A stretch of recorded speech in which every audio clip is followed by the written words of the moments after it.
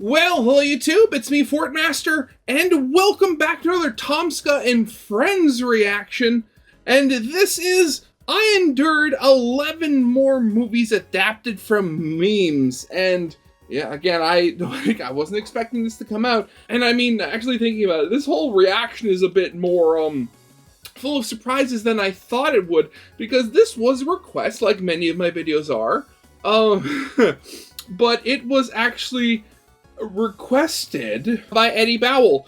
I double-checked, this is his actual Twitter account, linked to his actual YouTube channel, and yeah, I'm gonna be completely honest here. I was, after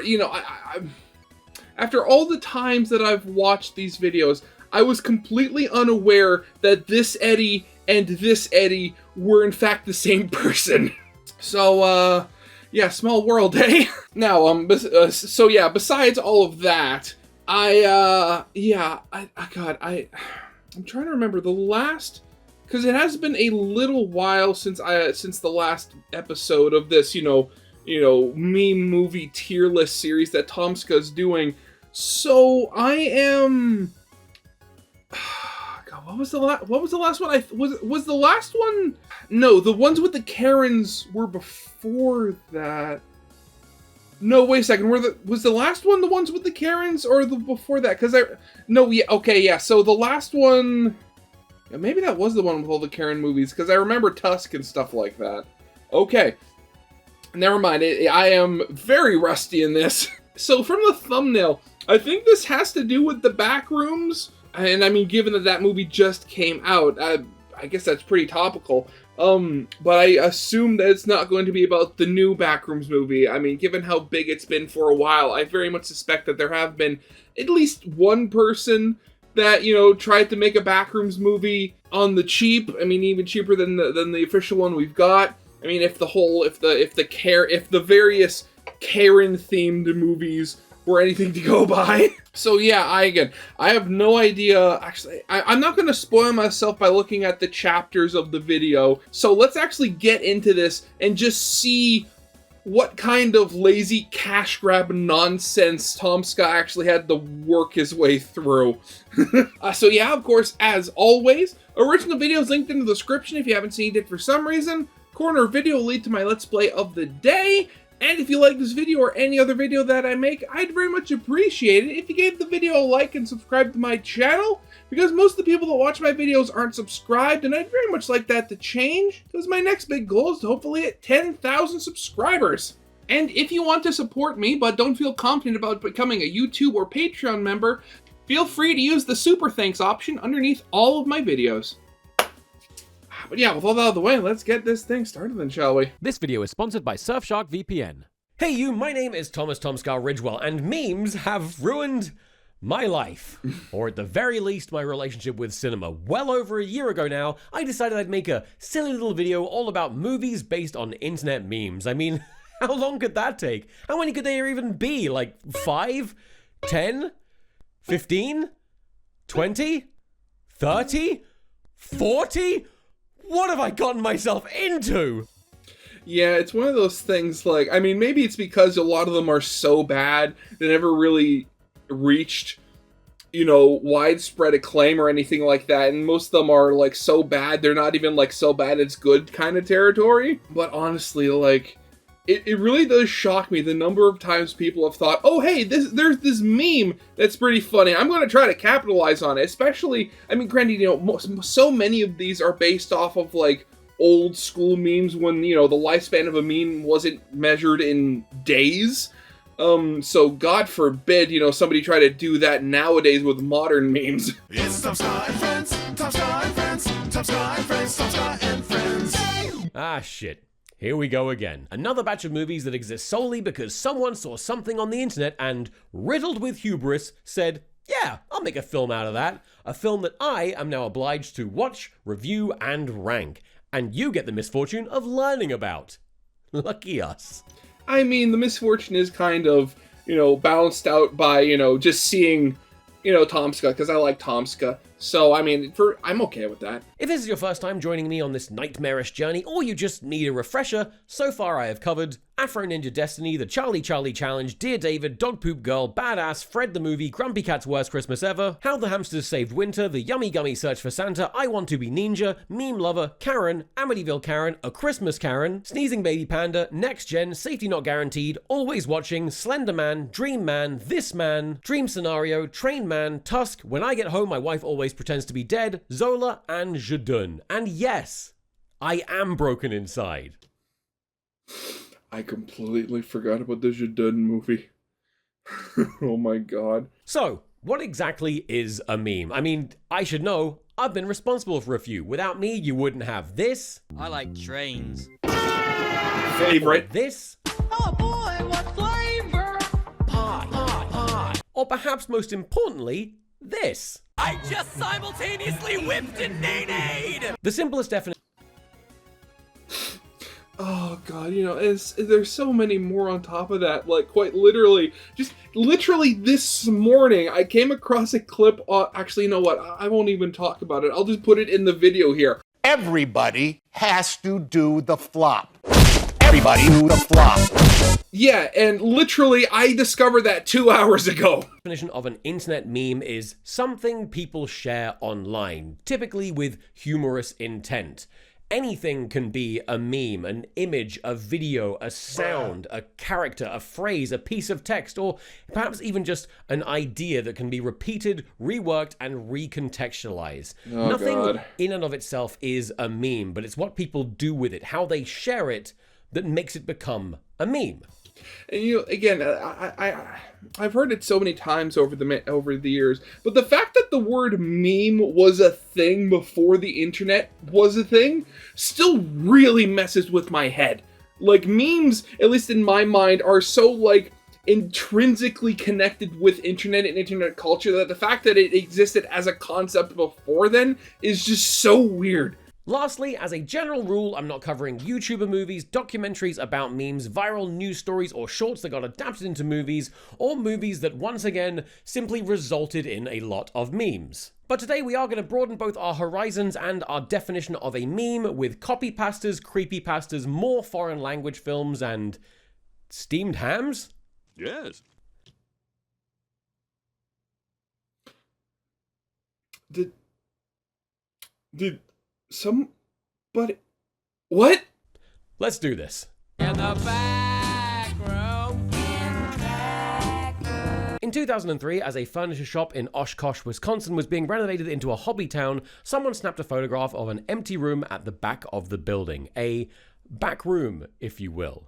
The room was unastounding, perhaps unnervingly so though, as it carried with it an air of disconcerting familiarity. If you'd ever been in an empty, abandoned, or otherwise unoccupied space before, it may have stirred within you the same sensation as looking at this image. And then they converted it into a remote control race car track. Oh, fuck yeah! Now it's only unnerving if you're lame. Or don't have autism. Which, those things are basically synonymous with one another.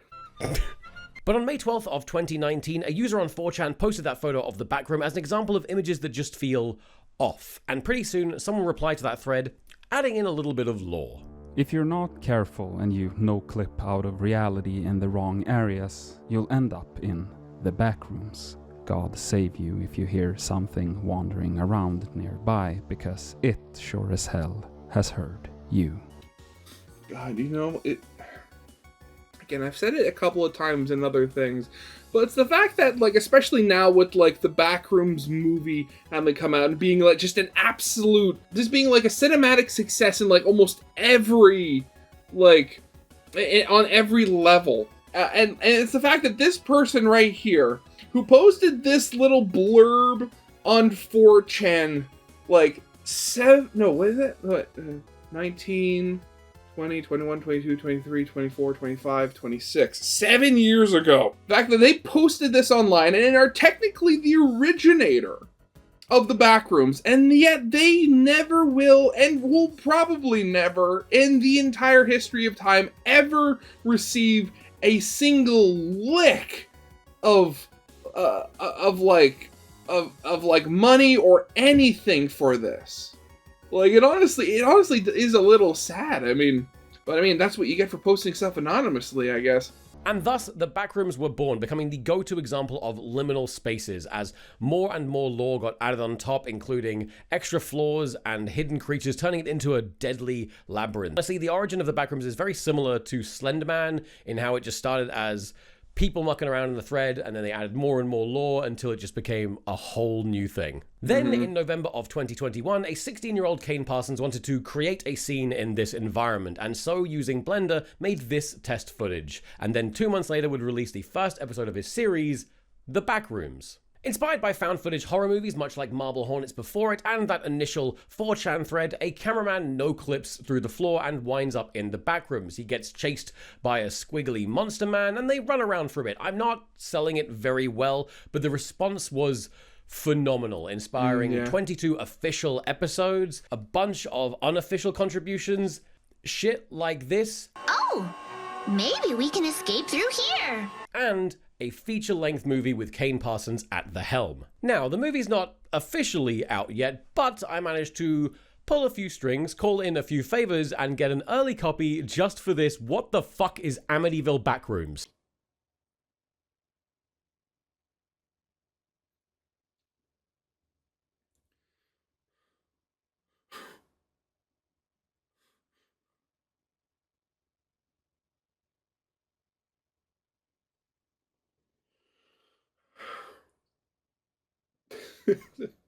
I don't know whether to be horrified or elated, because that just screams that it's going to be absolutely terrible.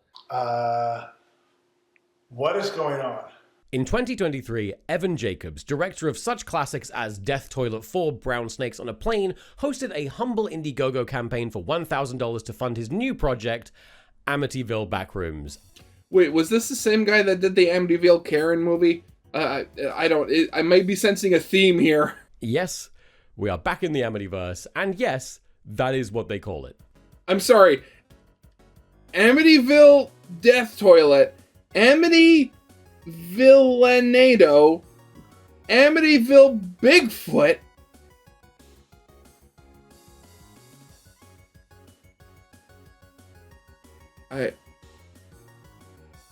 Is this an actual cinematic universe, or is this just something people with no creativity do? Now, full disclosure, before going into this movie, I preemptively gave it a score of 1. In fact, I was so sure this was going to be the new worst film I had ever seen that I wrote this entire paragraph before watching it. But I did decide that should I be proven wrong, I would simply delete this from the script. Anyway, here's 6 uninterrupted seconds from the movie that we didn't edit in any way. Where is this door? Fuck me.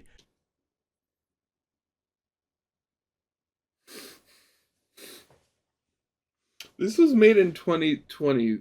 I'm remembering that correctly, right? This was made in 2023, right? I gotta go back to that. Did that thing have a reflection in the mirror? Oh, it wasn't. It's not even in front of the mirror. Okay, that's how you get around that. So wait, does it have a shadow?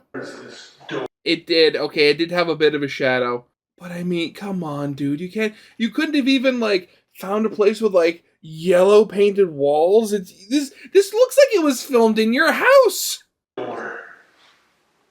Fuck me. Need I say any more? No. But I refuse to suffer alone.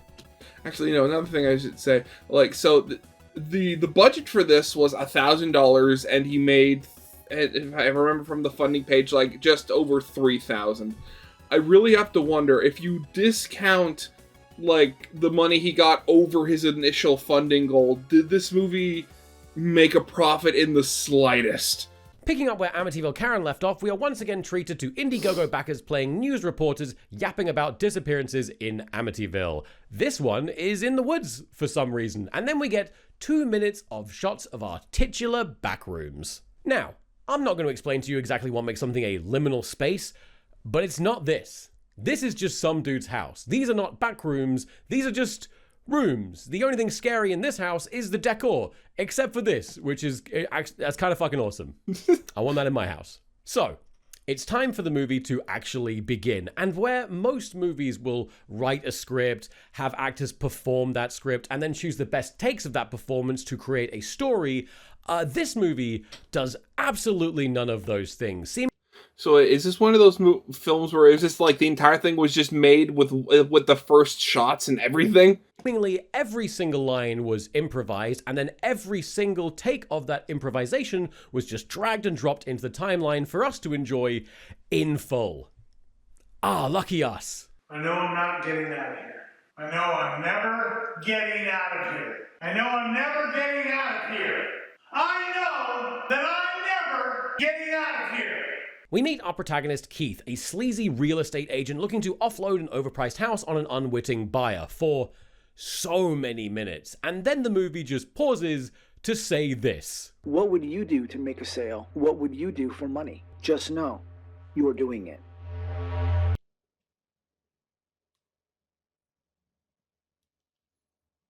What? What? Yeah. What the fuck does that mean? What the fuck does that mean? Anyway, Keith gets a phone call from a fart, I think. Hello? Pisses Yeah, that literally was a fart. Wow. for 30 entire seconds, and then gets miraculously teleported into the very house he was trying to sell, aka the back rooms. Where's the door? It's right behind you. Where's the door? It's right fucking behind you. Where's the door? My brother in Christ, you are walking away from the door. Does he know about the D-O-R-E? The door. Like, Well, you didn't even have the common sense to film it in a way where he's standing in a corner of the room without literally two doors right behind him. And again, it's that whole thing, like, they don't even do, like, anything to, like, cover up the window so that lights, to stop natural light coming in. Because that's one of the things about the back rooms that makes it so liminal and creepy, is that there's no natural light. It's all based off those, like, yellow fluorescent tubes. So the fact you literally have a window going out to open space, like, I mean, come on! I get the idea of working with the space you have, but maybe just reposition the door out of frame if the scene is about the guy trying to find the fucking door. Remember our zombie friend from earlier? He still shows up sometimes. Soldier as well. Fuck it, why not? Just throw some shit in there. Octopus time. Yeah. Keith goes outside, comes back inside, says, I'm getting outside. despite having just been outside, Outside. goes outside again, comes back inside again, and generally ambles around the house asking how to get out of the house. I'm gonna get out. And this is pretty much the entire movie. God, I swear, like, I mean, it is, I mean, granted, you know, it's coming back to me, but why do I feel that this is, like, even worse than the Amityville Karen video? Because at least that one, like, it at least made, you know, sense in its own universe, and it was the tiniest bit more cohesive and coherent. Like, this, though, like, how long is this movie? Like, because it seems like just every single second of it is just literally there to waste your time. I gotta get out of here. I'm getting out of here. Would you just let me get out of here? At one point, he goes into the garage and finds someone wearing a blue hoodie, but when they turn around, it's him. And this doesn't come up again. They just thought that'd be fun to film, I guess. You know, the whole thing, you know, the worst part about all this is quite literally, you could have made it even just that much better if you just, again, you made $1,000. Like, I so far, I have not seen a single second of footage that Tomska has shown here that would require even a single dollar if you already owned the camera. Like, you could have just gone to your local hardware store and gotten some yellow bulbs and just like, and not even enough for the entire house, just enough for like to replace the light bulbs in the room that you're currently in, just to give it that, you know, that yellow light, that yellow ambiance that, you know, the Backrooms is famous for. But no, you have the stark white. Anyway, 20 minutes before the end of the movie, Keith randomly disappears never to be seen again, and then his co-worker also gets teleported into the back rooms, similarly wanders around, asking how to get out, and then we cut to black with the sound of screaming. Keith, are you in here? Real first-year student film type shit. First year? first year. Come on, this isn't even film student quality. This is like something you make in elementary school, dude. I expect a couple of 5th or 6th graders to make this. Truly irredeemably awful. 1 out of 10 movie, 2 out of 10 incorporation, the F-est of F-tiers. Honestly, I'm not gonna lie, the best thing about that movie is the poster. Like, actually, you know what, maybe that's where all the money for the budget went. They commissioned somebody to make the poster. That's it. It's not even that good of a poster, but it just looks good compared to the movie. Now, Evan Jacobs has, in fact, made multiple movies based on memes, and hopefully you can understand why I will simply not be watching any more of them. Every single second of them is just a waste of time. Yes, I can completely understand that, thank you. I will not be watching Incel, I will not be watching Mansplained, and when it eventually comes out, I will not be watching Bigotfoot. Bigotfoot is not a meme movie, but I gotta give that name credit. Bigotfoot is very funny.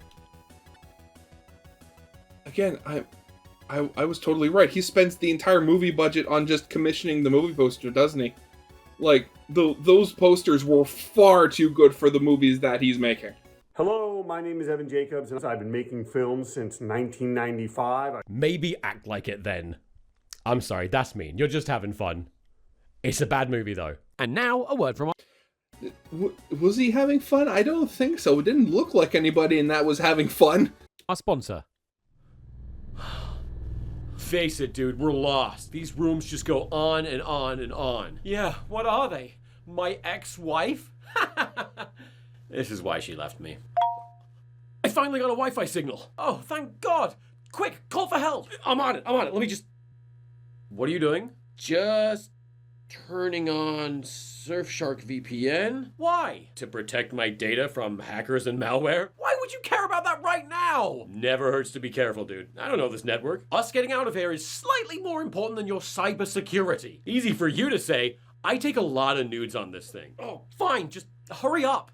Oh, okay, it's connected. Great. Now, see if you can contact the... Yeah, totally. Just gotta change my virtual location first. Why? So people can't track my location? That is exactly what we want them to do. Where do you think I should pick?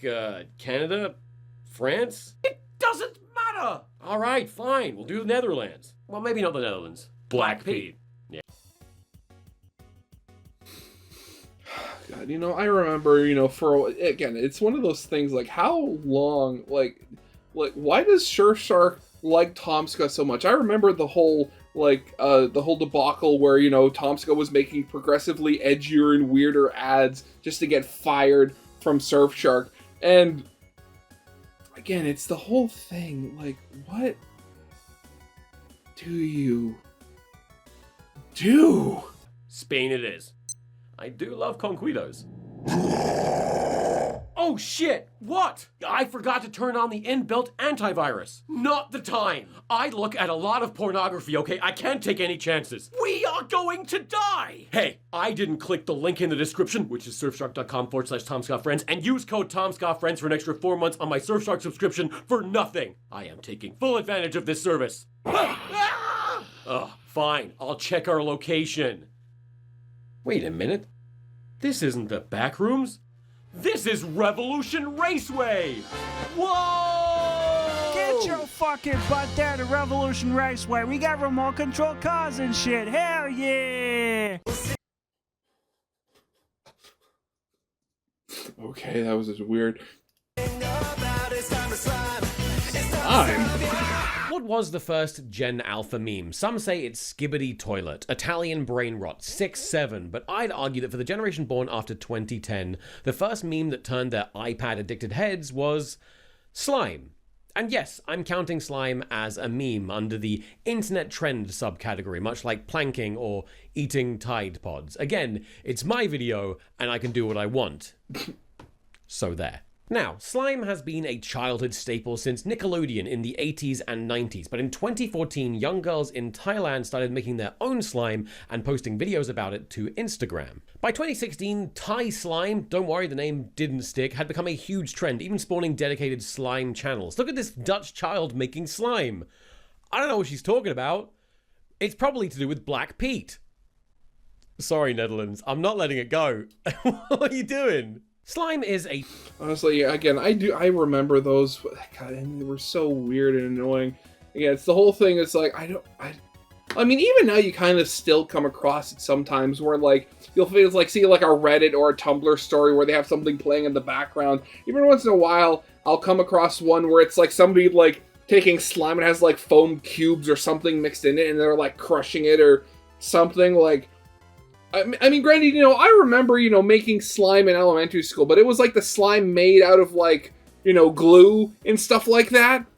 But I honestly, I haven't really thought of it like at all since then. 2 out of 10 meme for me. I'm glad kids had fun with it, but God, that can't have been good for the environment. I mean, where does all that slime even go? I'm eating it as fast as I can, but there's just so much left. I mean, depending on some of them, they might be safe for human consumption. Who knows? Now, because slime videos are mind-numbingly captivating and completely family-friendly, they exploded in popularity with literal children. And because slime is incredibly easy to make, children loved making and presumably eating slime. So naturally, when Nickelodeon saw this resurgence of slime, they said, hey, that's our thing. So we're going to make our own slime movie, and we're bringing that Dutch child with us too. And so, in 2020, De Grote Slime Film, aka The Big Slime Movie, oozed its way into cinemas. Really? Wait, was this before or after COVID? That might explain some things. The movie starts on International Slime Day, which is a thing, apparently, and our main character, Indy, wakes up to the breaking news that there is a competition to create the most original slime recipe, and God, I wish I lived in a world where there was so little going on that would be considered breaking news. Indy's lizard-obsessed dad skips town for a few weeks to do lizard work and leaves her in the care of her 16-year-old brother, Dan. They immediately get into a fight over slime, of course, and end up accidentally breaking their neighbor's vase. Are we sure this is slime and not flubber? I'm seeing a lot of flubber-related, machinations going on here. Forcing Dan to get a job to pay for it. Dan gets a job at Duff Toys, owned by Dominicus Duff, who is mad at slime because its popularity is detracting from the sales of his toys. And so Dan is promptly put to work on a smear campaign against slime, which honestly does have some grounding because slime is full of borax and boron, which is toxic, especially to fertility. Oh no! My cum! I mean, granted, how old is Tomska now? He's, 35? Okay, yeah, never mind. I was gonna say, it's like, I'm gonna be completely honest here. The gray hair was starting to fool me. I thought he was a lot older than he is. Slime is immediately banned. Children are forced en masse to hand in their slime to Mr. Duff to be destroyed, and slime YouTubers go to actual jail. God, a world where YouTubers get sent to jail. Truly just and good. Indy starts an internet campaign with a rousing speech to rally together all the slime love. I'm sorry, what's the title? Come in. Oh wait, no, yeah, this is Dutch. Right, of course, I forgot. I was trying to make sense of like whatever this was. So it's like anti-SLIJMWET, and I thought it's like, man, that's some really weird acronym. I forgot. Wait, no, this is made in a different language. Lovers of the world to fight this grave injustice, and absolutely nothing happens. So she just breaks into the toy factory instead. Direct action. Good job, Indy. Meanwhile, news gets out that Indy is still in possession of a secret stash of slime, so the actual police go hunting for her. Indy's dad rushes home with the help of Dutch J. Foreman, and Dan, who is 16 years old, very nearly kisses a fully grown adult woman, which is... okay. Is he 16 years old? He looks a little old to be 16. Cool. Naturally, to punish him for being groomed, Dominicus Duff imprisons Dan in a cage with a big old door right behind him that everyone just pretends isn't there. This is the backrooms thing all over again. You couldn't have just, like, either made a fake wall to put in front of it or just closed the door? What is this? Amityville Backrooms? Callback. Where's the door? Now, despite this being the big slime movie, slime really doesn't play that much of a role in it. Like, slime could have been used to solve any of the problems in this situation. Like, oh, he's got a key he's got to reach. Maybe we'll use some slime to get it, or we'll bounce some slime around and unlock the door. No, just the groom is going to give him the key. All right. Love wins. Okay. Deep inside the factory, Indy discovers that Dominicus has not, in fact, destroyed the slime, but has been swimming in it because he loves slime. But no, Dominicus, your jizz! It's killing your jizz! Indy decides to blow this whole I'm sorry. Actually, how long? Like 15 minutes. How long have I been recording for? Jeez, yeah, okay. It's one of those things. Yesterday, I did a reaction to a video that somebody in my Discord server made of, like, just clips out of me out of context. And there were so many clips in there where I did not remember, like, saying that, or just what in context could have been for me to say some of those things. And it's stuff like that, like, again, like, I don't have a catalog anywhere near as expansive as, like, a Tomska, or that's gone on long as Tomska. And so I imagine that it's much worse for him, where just he looks at some old clips and just doesn't remember saying some things, like, at all. But especially that, like, I can't wait to see that in a Tomska no context, a compilation at some point. Thing wide open, and so records Dominicus on her pocket mirror with secret camera. I almost thought that was like a weird CD thing, but is that actually real or a movie prop? Alright, I guess you gotta get some product placement in there to fund this movie. Wait a sec, I was going to say that, oh yeah, their phones used to be really weird, but then I remembered, wait, no, this was made in 2020. So yeah, they would have already had, like, normal smartphones. They wouldn't have had, like, the early, like, late 90s and early 2000s weird mobile phones that everybody's still trying to figure out what would work properly. VTech cameras. Oh, that actually was a real thing! Great for capturing someone's barely disguised fetish. Dad arrives just in time to do absolutely nothing as Indy leaks the video during a live press event, clearing Slime's good name and forcing all the workers of Duff Toys into unemployment. The stolen slime is redirected through the pipes, everyone gets sprayed with sterilizing poison, and instead of anyone getting arrested, they all just have a dance party. The end. Thank God. While it obviously wasn't for me, I'm sure some Dutch kids got a kick out of this movie, so I'll give it a harmless 4 out of 10. As for incorporation, we do see slime-fluencers and kids making slime, but they don't really do anything interesting with the slime, so 5 out of 10. C tier. And no, I will not be watching the sequel. Or the sequel. Or the sequel.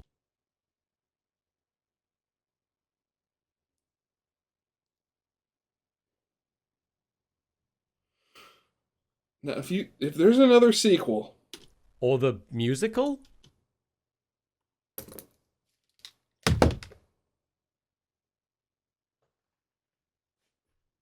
I was not aware that this one meme had somehow produced an entire media franchise. Okay. I rolled a one. Fuck. In 1960, cartoonist and Christian convert Jack Chick would self-publish the first in a long, long line of fundamentalist Christian comics that would become known as Chick Tracts. The comics were evangelical in nature, warning people of the dangers of witchcraft, homosexuality, and Family Guy. Oh god, wait, no, I have heard of Chick Tracts before. I think I remember watching this video once where it was like, somebody took, like, random ones out of context and just placed over them. God. Dungeons, I think I remember hearing about that one again. Like, one of the many, Dungeons and Dragons things, because people in the 80s thought that Dungeons and Dragons was going to be the end of all of civility and people's souls and stuff like that. God, people needed real problems back then. Peter, what are you doing? Crack? What the It was basically... Oh, come on, you could have used the YouTube poop one. Come on. Peter, what are you eating? Broccoli? Yucky! Just like Garfield, except instead of lasagna, it was hell, and instead of I Hate Mondays, it was also hell. If you've ever been handed a teeny little comic by an evangelist on the street, which actually happened to me just last year, it was most likely a Chick Tract. Now, the satanic panic surrounding Dungeons & Dragons wasn't just a strange thing from Stranger Things. A club! A harmless club! That's what they want you to think! Which is why, in 1984, Jack Chick published Dark Dungeons to warn the world about the dangers of tabletop role-playing games. Namely, that they were being used to groom children into joining satanic cults and teaching them how to use actual real magic. Yeah. Good stuff. Yes, because as we all know, using real magic requires the use of a 20-sided die. I imported a physical copy of this from Utah just to hold it up for a couple seconds. Why do I do this? Hey, at least you can write it off as a business expense and use it in future things. I don't know. That costs like £30. Really? I guess that's importing and stuff like that. But God, that's expensive. And this is talking as a Canadian where the pound is worth a lot more. The comic has its protagonist Debbie get so good at D&D that she's invited to join a witch's coven and learns to cast actual spells. Meanwhile, her best friend Marcy dies in the campaign and fucking kills herself over it in real life, forcing Debbie to reject D&D and cast its evil spirit out of her body before burning all of her paraphernalia, which I think we can all agree is incredibly financially irresponsible. Those books are expensive.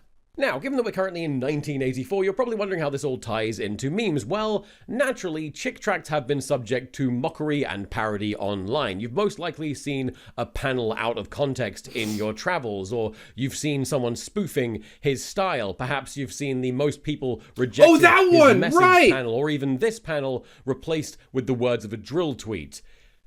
It's good stuff. A 6 out of 10 meme. But netizens have been memeing on chick tracts since well before social media, such as this Mystery Science Theater parody page poking fun at Dark Dungeons from the year 2000. And it was on this very page that a young J.R. Rouse would be introduced to it. And 13 years later, armed only with Jack Chick's blessing and also $1,000 in lottery wins and also a further $25,000 in Kickstarter backing, J.R. Rouse would adapt Dark Dungeons into a short spoof movie. Okay, so it's a parodying it. Oh, okay, so it's not serious. I know there's another one. I think it was from like the 80s or something. It has a young Tom Hanks in it. It was called like Mazes and Monsters, and that one was made like completely seriously or something like that. God, it was weird. Mazes and Monsters is a far out game.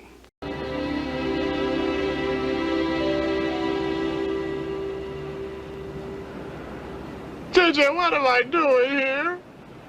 And yes, I'm counting it as a meme because J.R. Rouse discovered it as a meme and I emailed him to confirm this. Fuck you, I make the rules. The movie starts with a satanic cult discussing all of the evil progress they've made before introducing us to our protagonists, Debbie and Marcy, two pure-hearted Christian girls ready to save girls. Little girls. Two good, pure-hearted Christian girls ready to save some souls at university. Just think of all the things we can do and all the souls we can save now that we're in college. God, you never save it by preaching, especially not in modern day. Now, like a lot of movies I've mentioned in this series, Dark Dungeons also suffers from a severe case of looking like a pornitis. Or maybe I just have a severe porn addiction. I think your hands are perfect for spellcasting. So delicate and small. There's so much that you could do with them. Yeah, no, it's definitely the movie's fault. Despite warnings from both their classmates and their professor, Debbie and Marcy quickly fall in with the wrong crowd. Those are the RPGers. And soon, an otherwise innocent party of underage drinking and fornication devolves into a depraved night of tabletop gaming. Here we learn that the cultish powers that be are using D&D to indoctrinate the youth into performing dark magic so that they can, bring about Cthulhu. This fantasy game becomes a reality game. I hate it when that happens. As in the original comic, Debbie and Marcy become hopelessly addicted to D&D until their duplicitous dominatrix DM kills off Marcy's character, forcing her to quit the game and hang up her cloak, while also wearing her cloak, because she hangs herself, is the joke I'm doing here. Of course. I think it's good. With her best friend now dead, honestly, I wonder how they did that. It's a good effect. Debbie finally sees the error of her demonic ways and turns back to Christ. Cthulhu is thwarted, the cultists explode, and we all learn a valuable lesson about the pervasive, addictive effects of Dungeons and Dragons. And perhaps, if my fiancée had seen this movie in time, she wouldn't have spent 1,500 hours playing Baldur's Gate 3. As a spoof, the Oh, God. The movie got a good few chuckles out of me, but I wish they had upped their ratio of gags to balance out the drier, dialogue-heavy scenes. Still a 6 out of 10. Integration is pretty great. We get a healthy dose of word-for-word adaptations from the source material. You mean you're going to teach me how to have the real power? You have the personality for it now. But weirdly, these are also the clunkiest and most awkward parts of the film. Who would have guessed? In a dungeon of bondage. Still, 7 out of 10. B tier for Dark Dungeons. Oh, God. I swear some of these people... What? One cool summer evening on the 25th of July 2012, 57-year-old Zdena Novotna took a stroll away from her campsite where she got lost, slipped, and somehow got herself stuck under the root of a tree. Too flummoxed to call for help, she would remain there, trapped for 11 entire hours before being rescued the next morning. The very next day, news network TV Nova irreverently reported on the story as 11 hours of horror and hopelessness, getting Zdena to recreate her experience, calling her the root prisoner, and telling us the story of how she wet herself for warmth, immediately creating a massive viral sensation within the Czech Republic. Also, during the report, this guy drops a sausage on the floor, and I really hate how significant that is going to become. I mean, I guess ominous foreshadowing is ominous foreshadowing, but what do you mean? Baba pod Koźdinem, or the old woman under the root, is a harmless local meme, but it would still go on to inspire a song, a restaurant, both flavor text, and an entire mission in Kingdom Come Deliverance 2, a fighting stance apparently, and unfortunately for both you and I, a movie. I'm sorry, was the poster? Is that a sausage? Movie. Hot off the heels of making a documentary about a different Czech meme, filmmaker and meme enthusiast David Pashkovich decided he wanted to make a movie that was so bad it will be great. And honestly, he got halfway there. Kožený vězeň, or Root Prisoner, was really hard to get hold of. How hard, you ask? It came in a fucking box, okay? Ah, fuck, I just broke that. But it came on a little flash drive shaped like a tree root. That is adorable and also so ridiculous. Thank you so much to Jan, who helped me get a hold of this. You're the best. I mean, I'm always one for physical media, but that's just so extra. I just absolutely love that. This series is too much work. The movie starts with a woman running through the forest being pursued by 2 foliage-covered Chechen YouTubers in wheelchairs, and then her top gets ripped off. And guess what? This scene bears no relevance to the rest of the film. It does not come up again.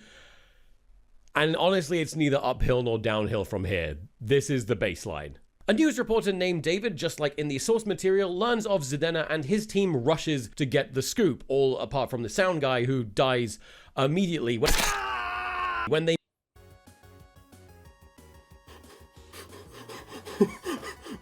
What? The sound guy just dies? What? Okay, yeah, so I guess that is the whole thing. He went out to make a movie that was so bad it's good, but you can't manufacture greatness like that. You have to just have something that is, like, honestly bad. You can't try to make something that's bad. People can sense the fakeness. They meet Zdena, they get her to recreate the events of the night before, which now makes it a recreation of a recreation. Whoa. Meanwhile, nearby, a completely separate camper drops a sausage, and it immediately comes to life, before murdering everyone else for eating sausages. I mean, 1, those are very big sausages. What kind are those? Those look really good. 2, what? Why? Because of Tung Tung Tung Sahur?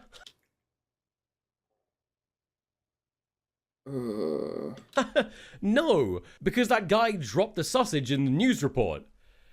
And brother, we are only 14 minutes into this movie, and the rest of the fucking thing is going to be about the sausage man.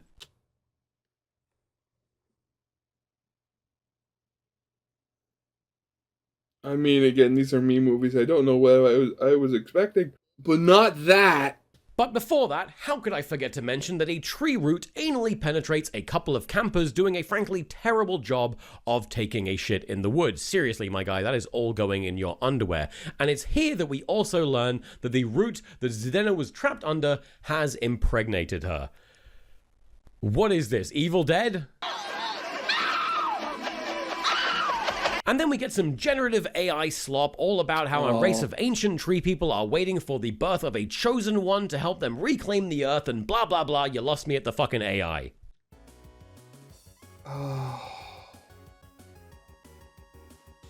Okay, yeah, so if anything else, that, for me, it basically removes it from the running of so bad it's good. It's now just so bad, it's bad forever and ever.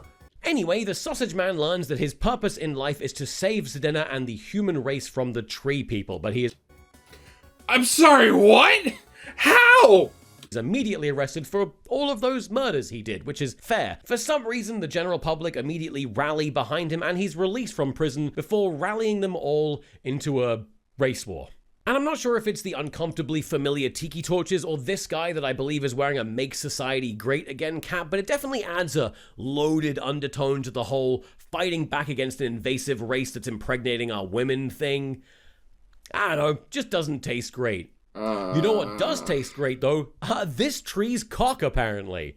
What the fuck is going on? Anyway, they have a super high energy fight sequence. Lord Pork, that's his name by the way, saves the day, and Zdena gives birth to a tree person. The end. The movie is bad, but apparently that's what they wanted to do, so good job? 2 out of 10. Yeah, as I said before, it's like, if you're going out of your way to make a so bad it's good movie, you're always going to fail.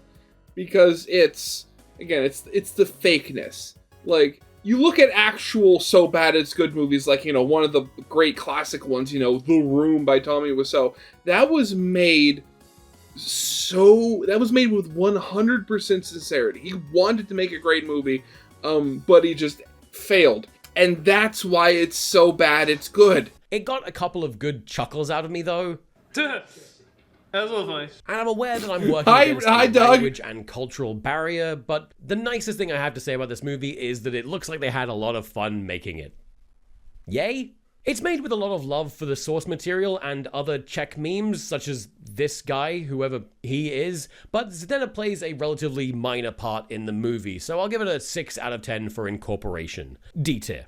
Now, in my last video, I got a lot of preemptive pushback for covering a Russian-made movie, so I acknowledged that controversy in the video and then got a lot of pushback from people who were annoyed I even brought up politics at all, and of course, Russians. So I want to say that going forward, I'm going to stay well away from geopolitics altogether. This is now a safe space. There will be no politics here.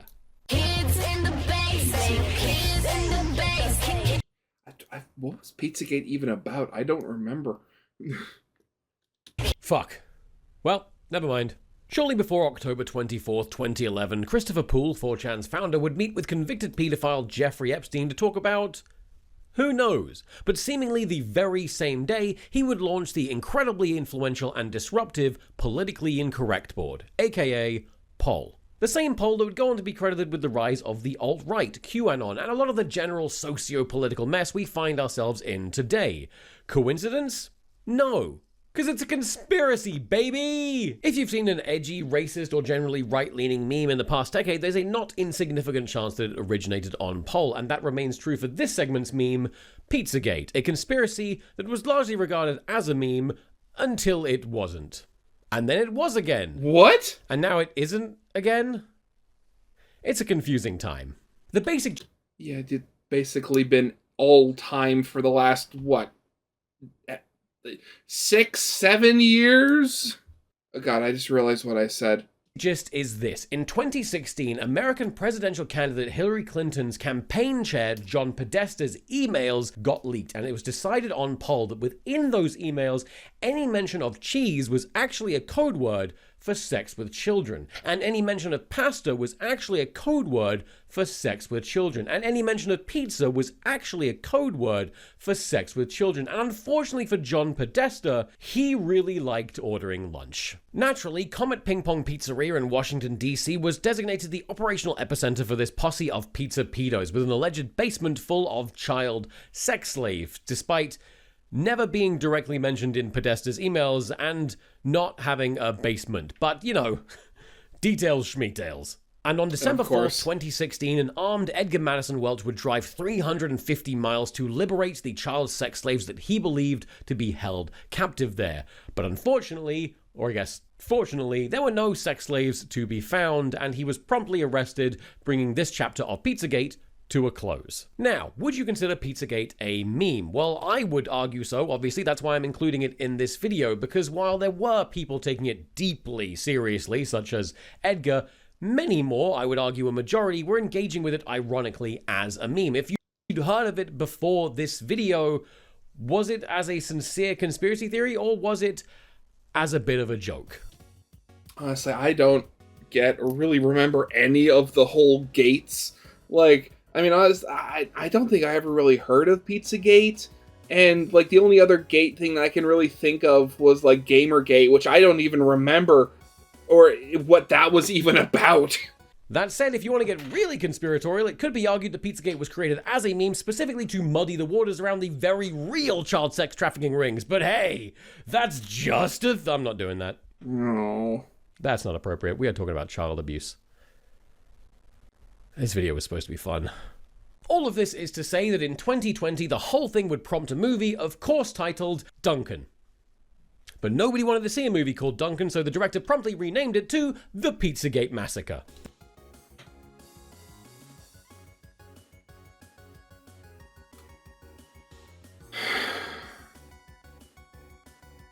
So the question is, like, how much is the meme going to play into the movie? If they had to rename it at the end there.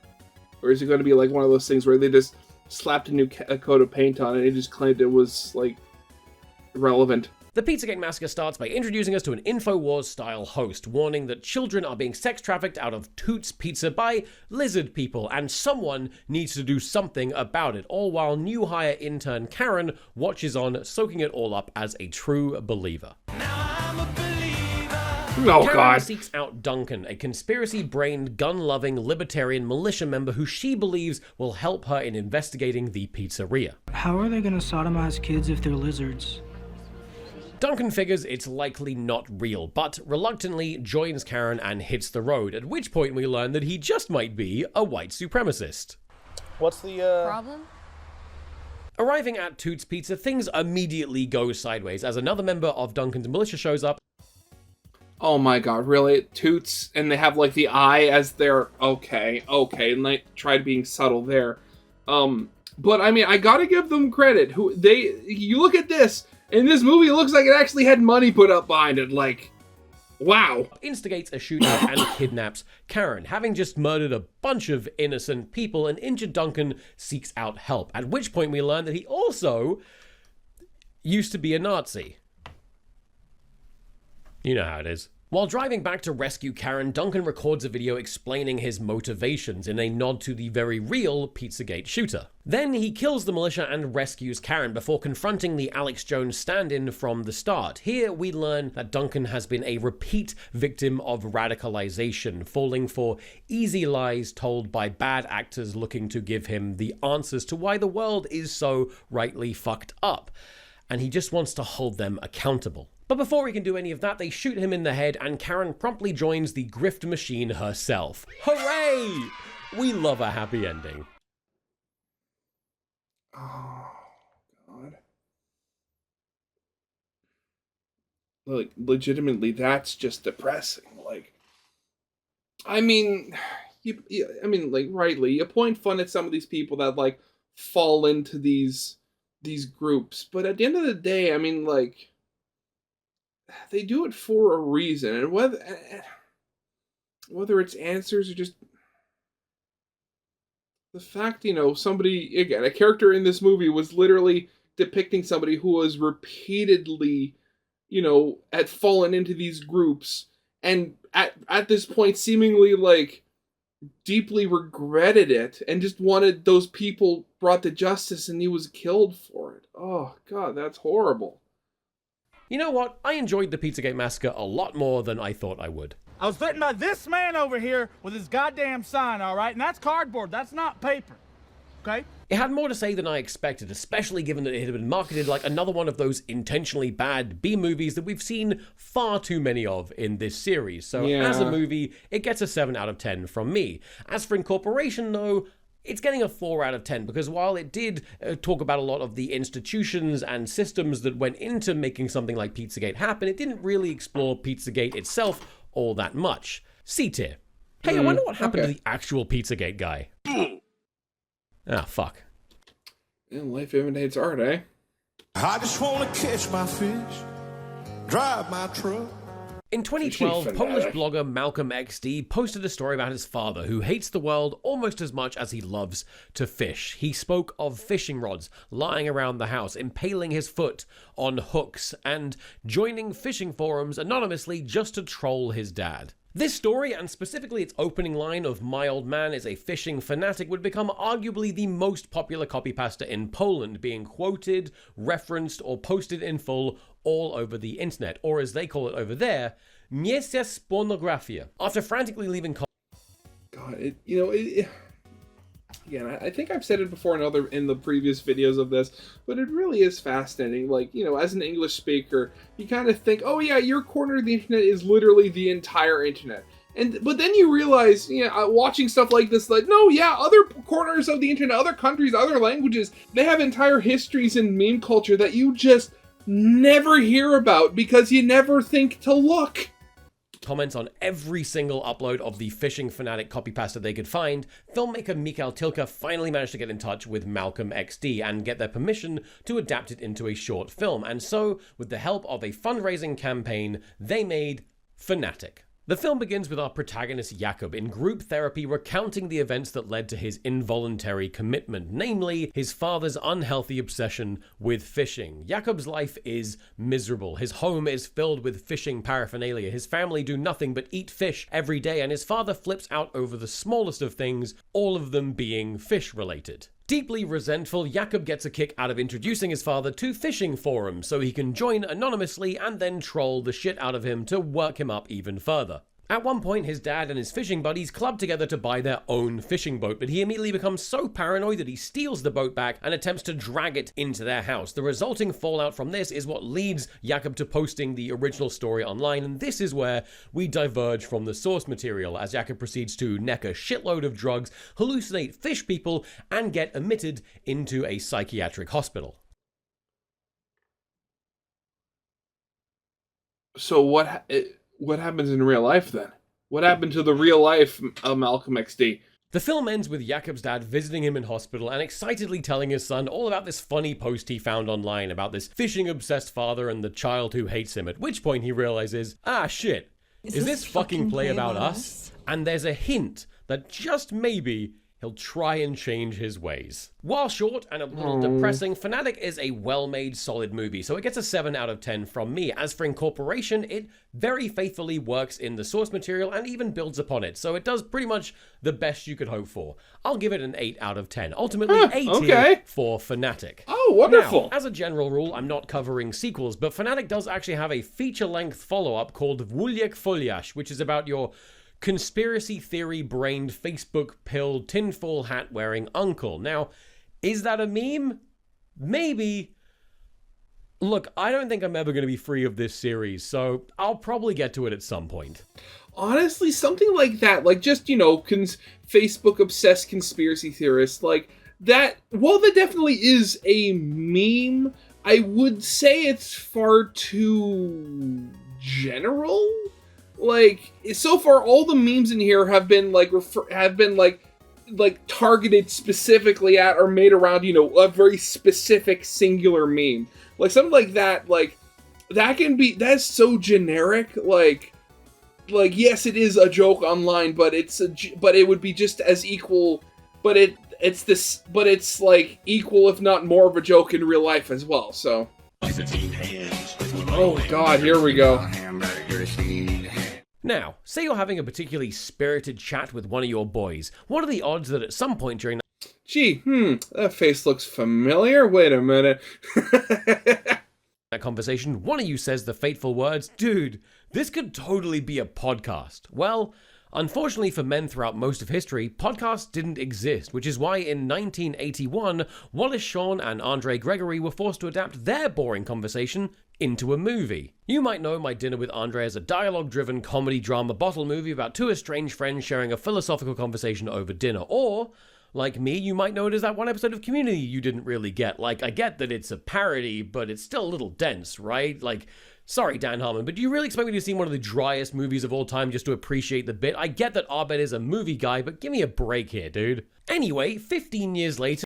God, I haven't thought about Community in a long time. I need to rewatch that show.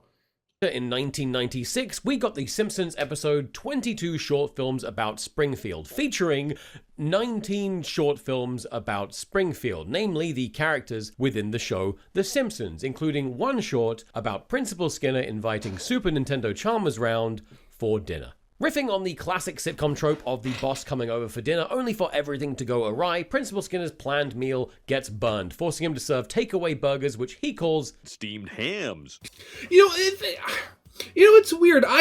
Granted, you don't see that often anymore, but was that ever really a thing? Like, inviting the boss over to dinner?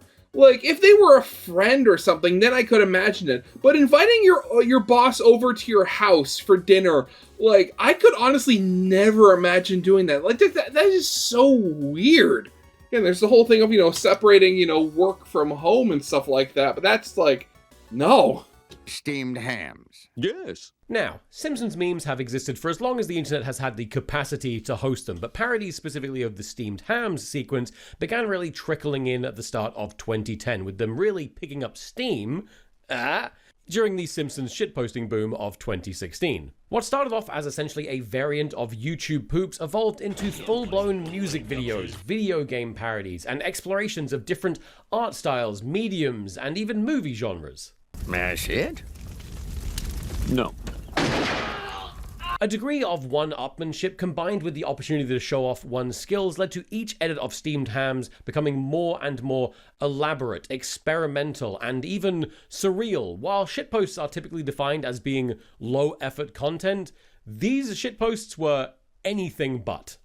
Honestly, I think the most high-effort one I've ever seen was where somebody took steamed hams and made it and sorted it so that it sorted every frame of the short from quietest to loudest. So you just had just as it goes on, it's like so it gets to the point where the frames and stuff like that are just completely out of sync because they're just progressively getting louder. It's so weird. Superintendent Chalmers, welcome. I hope you're prepared for an unforgettable luncheon. Enter Tyrone Dees, a Canadian filmmaker who likes making incredibly high-end and elaborate steamed hams parodies, such as Steamed Hams, but it's a German expressionist film, Steamed Hams, but it's a Netflix true crime intro, or Steamed Hams, but it's Dr. Zeus. And yes, that is how you pronounce it. And in September of 2025, he would release Steamed Hams, but it's a critically acclaimed feature film, aka My Dinner with Skinner, a shitpost 44 years in the making. The film is a faithful parody of both Steamed Hams and My Dinner with Andre. Oh god, honestly, I mean, just already, I mean, you look at it, it's like it has the proper film grain and lighting, and god, they even got the Skinner's suit coloring correct. Oh god, wow, this is good. Luckily, it's not so faithful as to clock in at 2 entire hours long, being a far more reasonable 43 minutes. I mean, I do have other things to do, Like watch more meme watching movies? An increasingly growing list of meme movies. Wait, what were those other ones? So, You Might Be the Killer, something in another language, I don't know, Blue Whale, and I can't even see what this one is. What? Much like his counterpart of Wallace in My Dinner with Andre, the film is told from the perspective of Superintendent Chalmers. He arrives despite his host's directions, Skinner provides a suspiciously different meal than the one promised, and he leaves after a long, winding conversation. The attention to detail is incredible. Background references, props, Oh my costumes, God. all of it a love letter to The Simpsons. But instead of conversations about life regrets and spirituality, it's all about events from The Simpsons, all of which having happened before 22 Shorts about Springfield, a very nice detail told from Skinner's perspective. When an unsettling thought crept through my mind, had I become out of touch? No. It's the children who are wrong. It's essentially a long string of my Simpsons God. references with the occasional pause to directly quote steamed hams. Superintendent, I was just stretching my calves on the windowsill. Honestly, watching this whole thing is kind of like being trapped in a room with people who only know how to communicate through pop culture references. And on an unrelated note, I had a great time at MCM Comic-Con this month. I hope I saw you there. For as much love and attention that has been put into this movie, though, it does drag. And I guess this is kind of unavoidable when your main source of inspiration is a movie about two guys waxing lyrical over dinner. Inconceivable. But also, when you're extending something 2.5 minutes long into something 17 times longer, I suppose it's a little inevitable that it's going to feel kind of bloated. However, these long conversations do at least provide some context as to why Skinner's dinner got burned. He was too busy fucking talking. Yeah, I guess that would work. Excuse me, I should go check on our lunch. There isn't much more to say about my dinner with Skinner. The attention to detail is spectacular and the recreation is spot on. That said, I think the appeal of this movie is more so in the fact that someone made it than in actually watching it. I definitely appreciated pretty much it sounds more than like I that. enjoyed it. Still, 6 out of 10 movie, 8 out of 10 incorporation, B tier.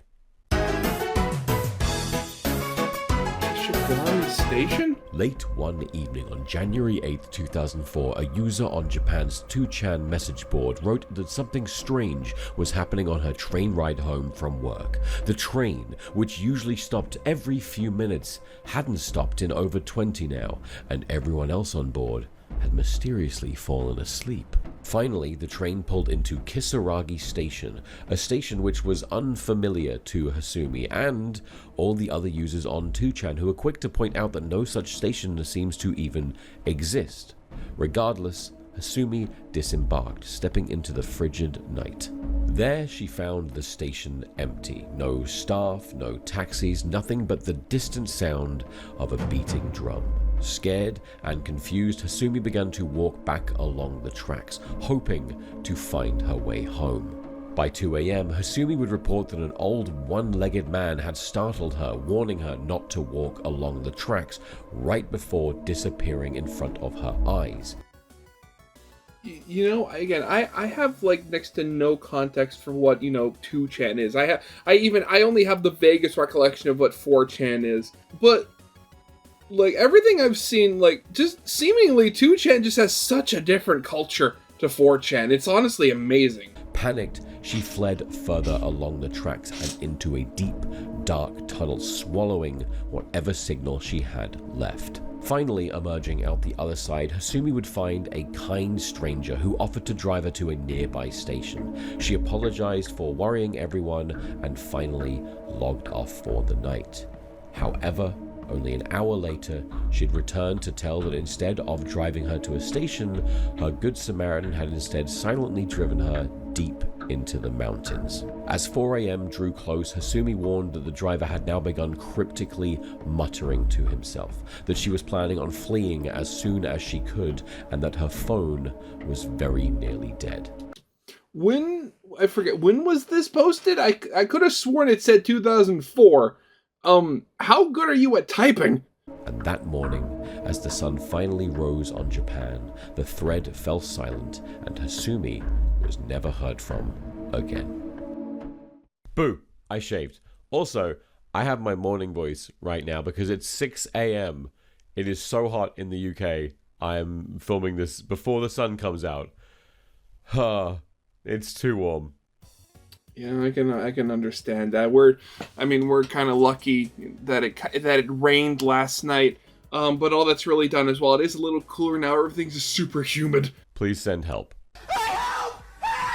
Boy, if I had a nickel for every time there was a 2chan thread from 2004 about something unbelievable happening to a Japanese person on their train ride home from work, I'd have 2 nickels, which would be useless to me because I'd have to go to America to spend those. And I'm not going there. That's way too close to Canada.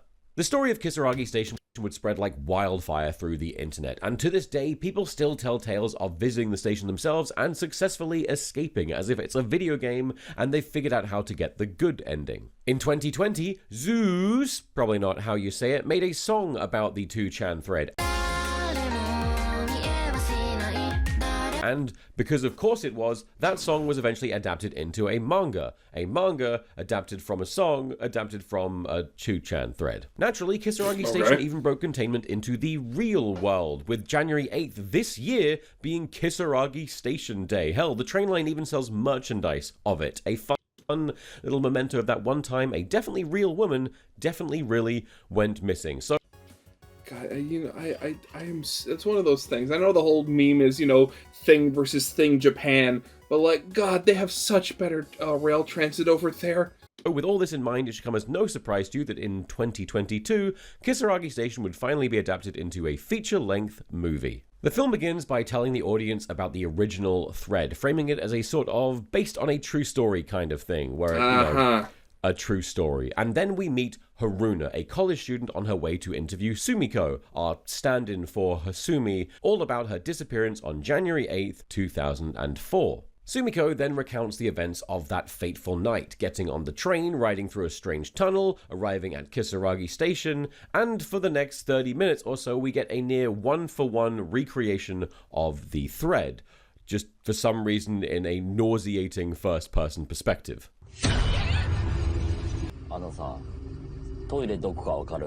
One deviation. Oh, so when you first person as in literally first person, okay. Why would you do that? From the source material, though, is that the other sleeping passengers get off with Sumiko. Not in a sexy way, but to be honest, they're just here to up the body count. Again, not in a sexy way. As they walk back along the tracks, they just kind of get picked off one by one. One has their head explode, one gets set on fire, and one gets their face ripped apart by tentacles. Again, not in a sexy way. Honestly, not how I thought that was going to go. Wow. I know what you're like, Japan. On the other side of a tunnel, they meet a kind stranger who offers the last 2 survivors, Sumiko and schoolgirl Asuka, a ride. But, much like the source material, things get a little bit wacky on the road. Picking up where the original thread left off, they flee into the woods, famously the safest thing to do in any horror movie, and especially there they find Japan. A magic door.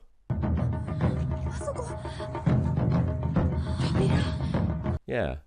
All the dead passengers show back up as zombies for one final encounter, and Sumiko is left with a terrible choice between saving Asuka, sending her through the portal and sacrificing herself in the process, or leaving Asuka to die and saving herself.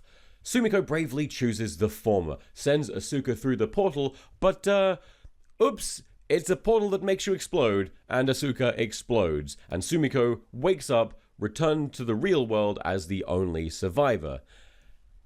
And that's the story. Wow.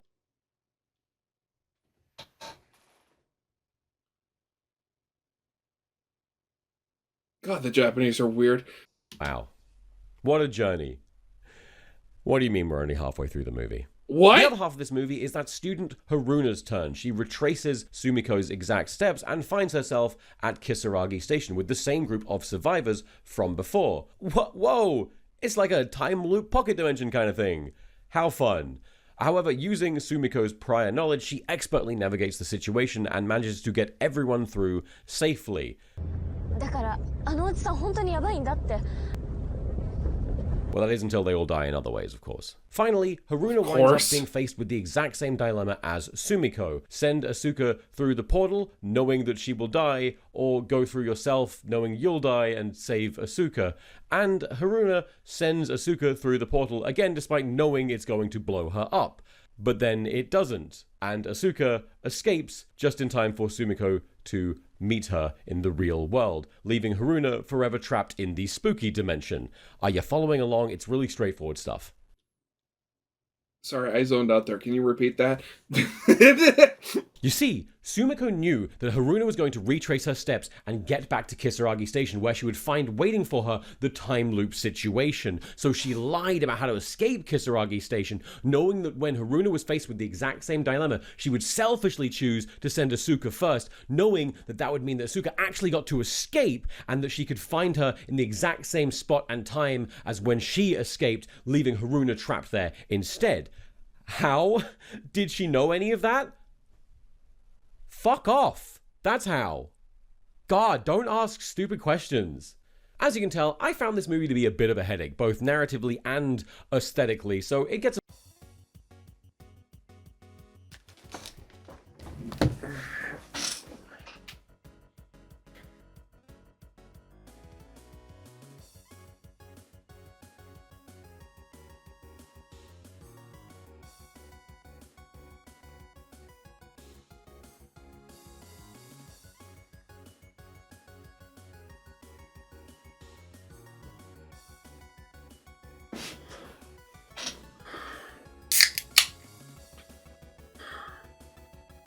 God, the Japanese are weird. a 4 out of 10 for me. As for the incorporation element, though, they did a pretty damn good job of working in everything from the original story and even exploring the mimetic element of it being shared and repeated by other people. So that gets a 7 out of 10. C tier. But you might be wondering, how exactly does one get to Kisaragi Station? Well, you see, as the movie explains, it's very similar to the elevator game in that you... What's the elevator game, you ask? Yeah, I've literally never heard of that before. What? Why'd you have to ask me that? What? You didn't even suggest this one. We just found it by accident while researching the last movie. I am never getting out of here. Okay. Let's move on. On February 13th, 2013, Canadian tourist Elisa Lam would step onto a lift at the Cecil Hotel in LA. Acting strangely, she would press a series of buttons before exiting the lift altogether, seemingly never changing floors, and then she proceeded to disappear from the world entirely.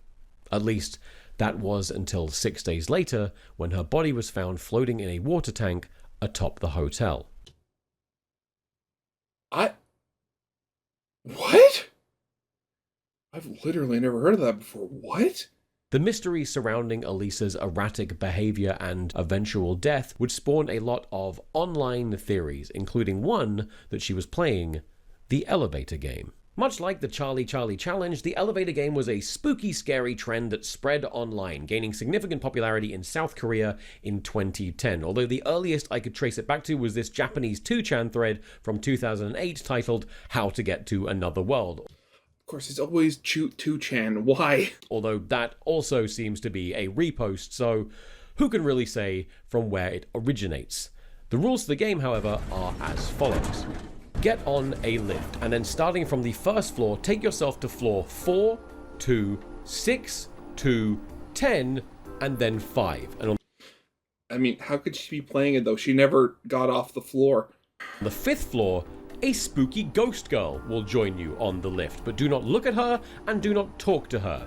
And if you do all of this right, you will then press the 1st floor, but will be instead taken to the 10th floor, where you will enter another world, ghost dimension kind of thing. Okay. That, or you unlock infinite lives in Sonic 2. I mean, win-win, honestly. Or maybe you just clear your wanted level? It's one of them. But it wasn't until Elisa Lam's death that the trend finally got attention here in the West, with people on Reddit claiming that they had also done it, and YouTubers getting their stink all over it, leading us to the 2023 movie, The Elevator Game. Side note, I am aware that there is apparently a 2019 version of The Elevator Game, also called When We Dance, the Music Dies, but I legitimately can't find it anywhere, and I don't want to find it anywhere. Please don't find it anywhere. There's only so many movies I can fit in the F tier. We kick things off with Becky demonstrating the elevator game, taking herself to the various floors, but when she gets to floor 5, she doesn't keep her eyes closed and looks at the ghost girl, who immediately attacks her. Come on, Becky, you know the rules, and so do I. Please tell me at some point somebody made a Rickroll movie. That has to be a thing. That has to be a thing at some point. Somebody has to have done that. We then meet Ryan, the newest member of this Watcher-esque team of YouTubers who need to make a video right the fuck now to meet a sponsor's deadline. Rushing to meet a sponsor's deadline? What's that like? I'm always on time for Surfshark. I don't even know if they're going to sponsor this video. I've missed so many deadlines. I mean, I highly doubt they would kick you off after all the stuff you've done for them to try to get them off. But Ryan suggests the elevator game. What about the elevator game? And given that that's the title of this movie, that's what they have to do now. Still don't know how you're gonna make all that interesting. Just saying. They go to an office block, which is obviously a hotel, but they're going to spend the entire movie trying to convince you that this obvious hotel is an office block, when it is in fact obviously a hotel. They do the ritual, they get a little spooked out before being interrupted by an office worker who works at an obvious hotel, before leaving the ritual incomplete. I mean, why couldn't you have just, you know, had it happening in a hotel? Why did you have to do it why did you have to say it was an office building? You're just purposely making things harder for yourself. As a result, the YouTubers naturally start getting stalked and killed by an angry ghost. Meanwhile, Ryan repeats the challenge, hoping to save his sister Becky from the other world. That's the girl from the start of the movie, don't you recall? Anyway, he finds himself in a mirror world full of pink lightning and a sky that is sponsored by Xbox. Xbox Lord! Also, I mean, again, I'm looking at some of these, and some of these have, like, comparatively really good, you know, they actually look like they're movies as opposed to the whole Amityville horror situation. While he's there, he meets this lovely lady, who in real life is a contortionist, if you can't tell. Also, just as a side note, what do you mean that this woman has a one-woman show where she spins pizzas on her feet? Incredible. I mean, it takes all kinds. That's cool. This better not awaken anything in me. Anyway, more kids die, and we learn that the ghost is actually a woman who got trapped and died under that very lift and is now a vengeful spirit, Sadako style. What are the odds? We need to go to the police. You can't call the cops on a ghost, Chloe. They venture into the lift one more. Say that again? I love that. We need to go to the police. You can't call the cops on a ghost, Chloe. They venture. That is a wonderful line. I love the way he said that. Enter into the lift one more time to finish the game and break the curse, which doesn't work out at all. And now Ryan is stuck in the spirit world forever, and the cycle begins anew with a different influencer. Oh, God. For me, this movie missed pretty much every opportunity it had to be fresh, fun, or even scary, so 3 out of 10. As for incorporation, though, it did a pretty great job of showing off the trend in all of its forms, so 8 out of 10. C tier. Next. Oh no! I'm going to hell! Which is just watching more meme movies! And I'm going in. Oh God, cavers. Yeah! In 2001, cave diver Ted Hegeman, aka Ted the Caver, would post regular blog updates about he and his best friend nicknamed B had set out to make this small opening he'd found in the cave wide enough to fit through to explore this virgin passage. Virgin passage? More like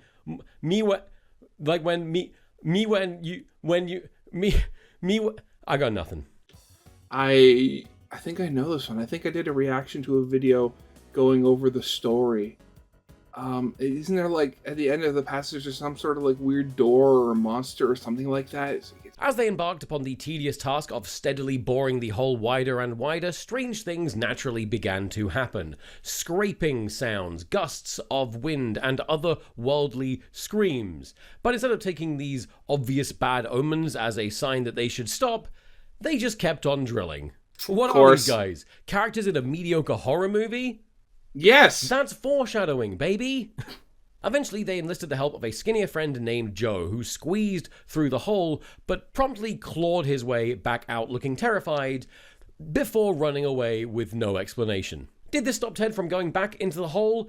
Did it fuck? He went in again, strange things happened again, and he ran away again. But he vowed to return one last time, promising to come back with answers. And, of course, was never heard from again. Of course. The story of Ted the Caver is widely agreed upon to be the very first creepypasta, so we have it to thank for the general concept of making up spooky shit on the internet. Again, cavers, I don't get the obsession. In reality, all Ted found in that cave was more cave, but he decided It'd be kind of fun to embellish it a little bit. and essentially fake his own death in the process. In for a penny, in for a pound, I guess. And much like other internet spooky stories such as Slender Man, Kisaragi Station, and Fred, in 2013, Ted's story would be adapted into a feature-length film titled Living Dark, the story of Ted the Caver. The film opens up with some text telling us that this is based on an internet story, and whoa! Just to set the tone, this is the most exciting part of the film. We meet our titular Ted alongside Brad as they stand over their dad's grave in the first of many deviations from the source material, this one being that they are now brothers instead of just friends before they fall into their dead dad's literal man cave.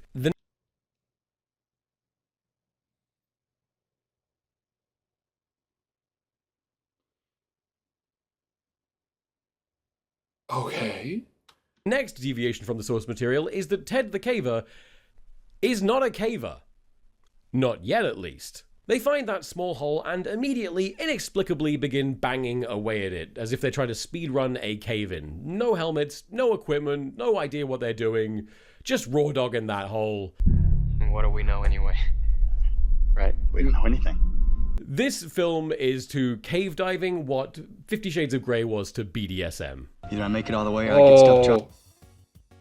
Oh no, oh god, oh no.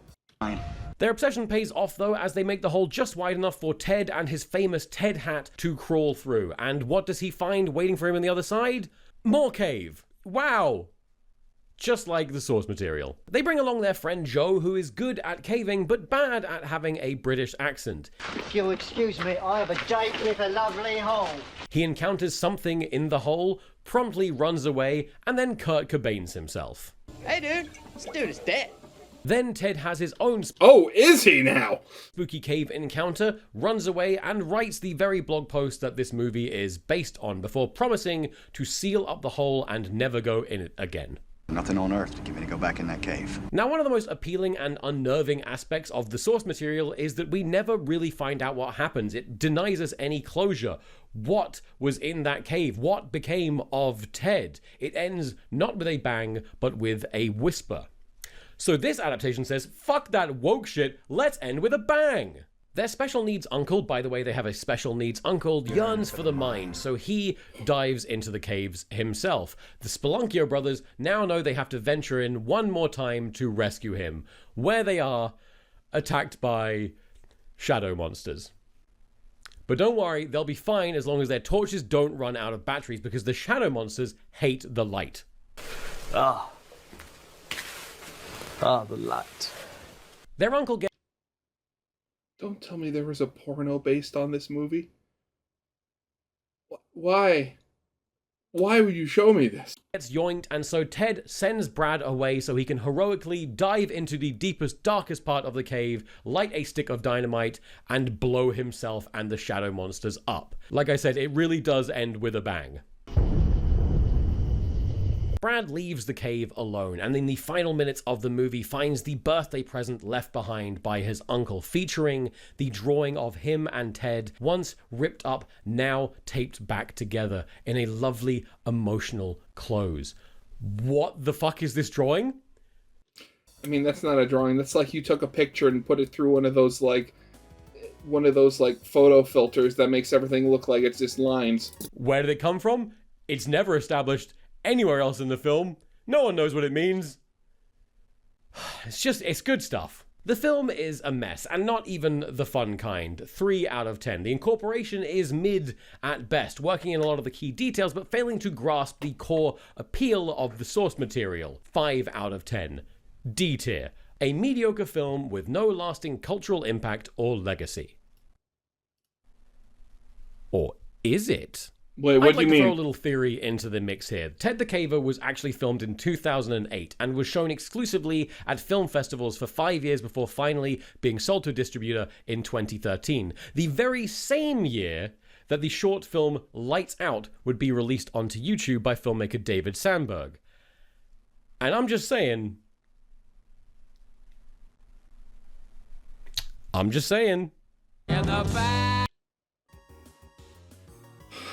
God, I swear, I swear, I imagine somebody at some point is going to do like a big internet family tree of like memes and stuff like that, but it's definitely not going to be me. I'm not sadistic enough to do something of that lunacy. God. Another one. Backrooms. Oh, right, the proper movie. Something. Now, as this is a movie that is still in cinemas, at least at the time I'm releasing this video, I'm first going to give you a spoiler-free synopsis, and then I will give you a chance to skip ahead to avoid these spoilerific bits. I'm just really nice like that. I mean, I've already seen the movie, as I've said before.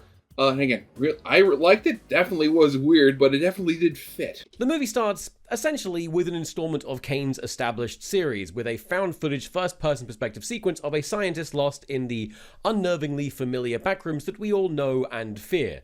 Is there something in there with him?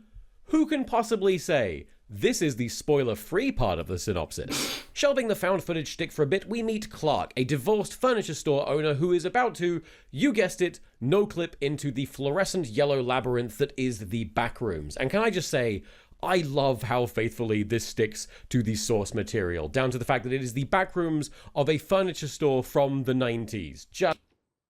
Oh, sorry.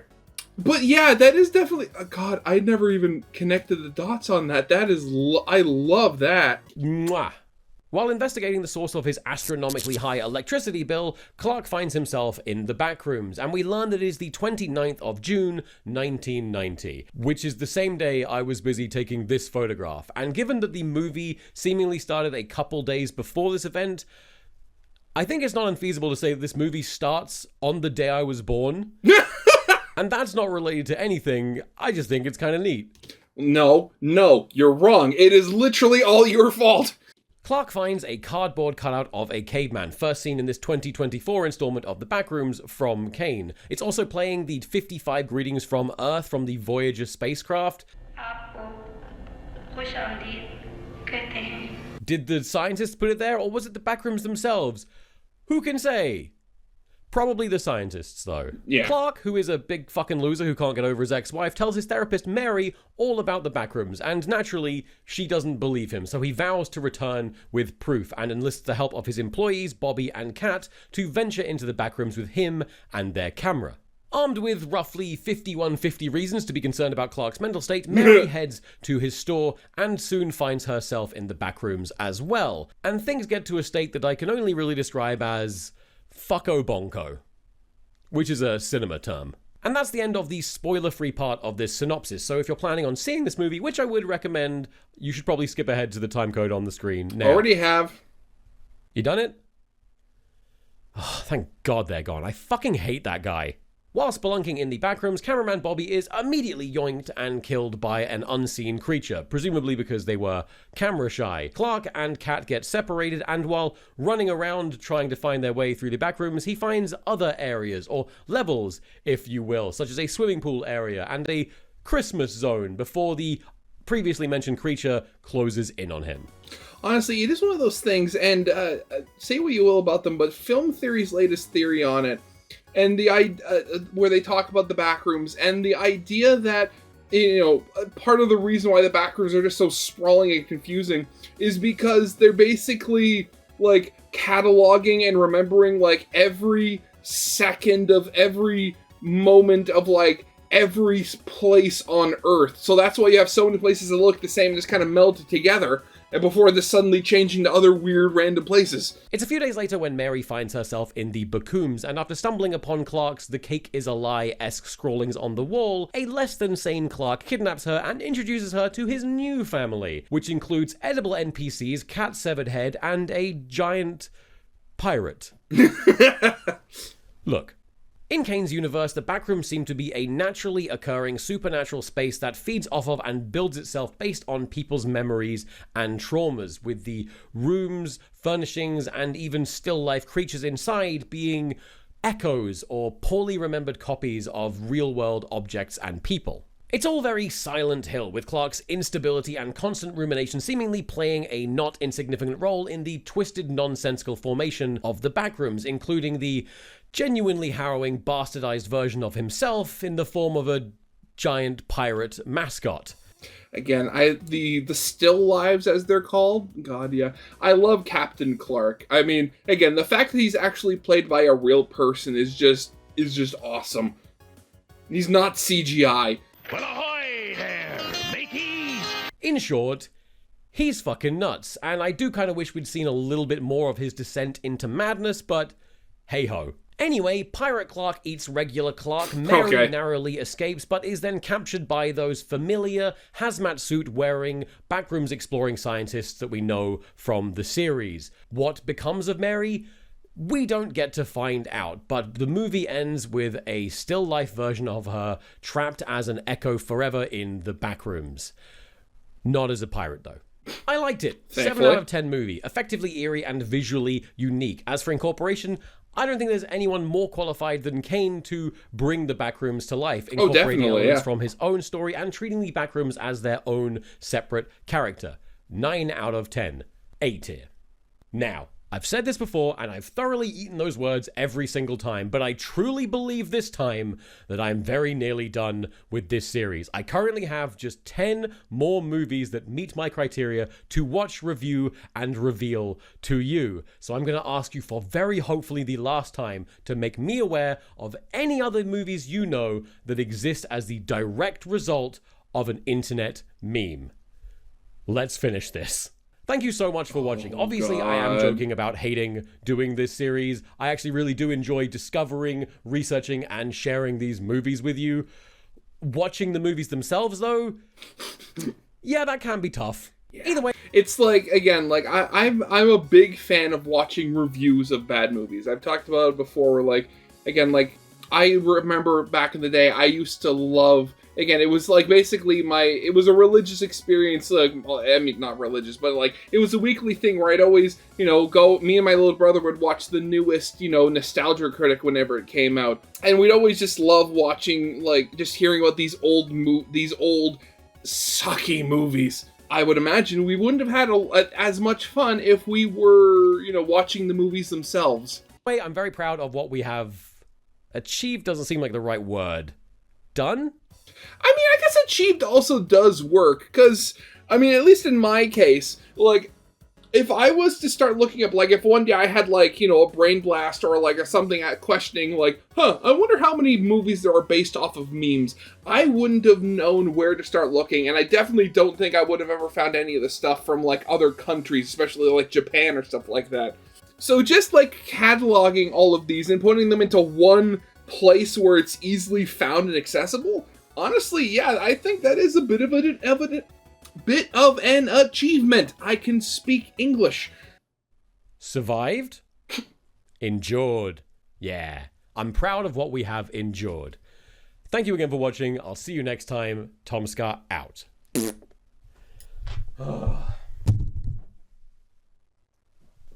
Where's the door? Where's the door? Where's the door? Unironically, better acting than than the actual movie. Oh god, that was... Oh god, again, it's just... Again, you look at some of these, and like, on the one hand, you have like the super cheap, super low budget ones, like the Amityville horror styled ones, where it's just like, why even bother? Those movies don't even look like they cost anything to make. Why are you asking people for money? But then you have other ones, like, even ignoring, like Kane Pixel's, Backrooms movie. There are some of these that, like, even if they weren't executed that well, like, the fact that you actually look at them and they look like they're actually, respectively made movies at the very least. Like, and again, all based off of memes. God. It is funny. Where, like, again, I said before how, like, making movies and stuff based on, like, modern memes just is really kind of impossible nowadays, given how short the spans of modern memes are. And you have to have something that's, like, super colossal, like the Backrooms, that before you can kind of, make something with it. And thinking about it, like, I thought of something, because what was it, in the, I'm forgetting what it's called, but at the time, the newest, like, 007 game. Like, there's people were pointing out when it first came out, like, all, like, the really dated references. Like, there's one, like, I think one NPC in the game is just straight up Chris Chan or something like that. And I saw somebody on Twitter kind of pointing out, like, oh god, can you imagine how dated some of the references in GTA 6 are going to be, given that it's been in development for 13 years? Or over 13 years at this point, probably. Oh god, I hate cultural evolution. Eddie, if you are watching this, I hope you were pleased. But yeah, that's definitely going to be it for now. So yeah, I hope you guys liked. If you did, leave a like, subscribe if you have not, and I'll see you guys next time. Goodbye. And last but not least, a very special thank you to my YouTube and Patreon supporters. Honestly, I am extremely thankful to anybody that thinks I'm worth it.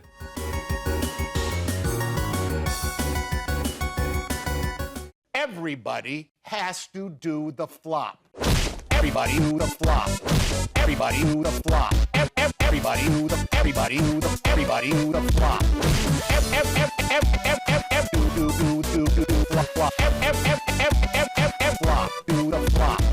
Everybody do the flop.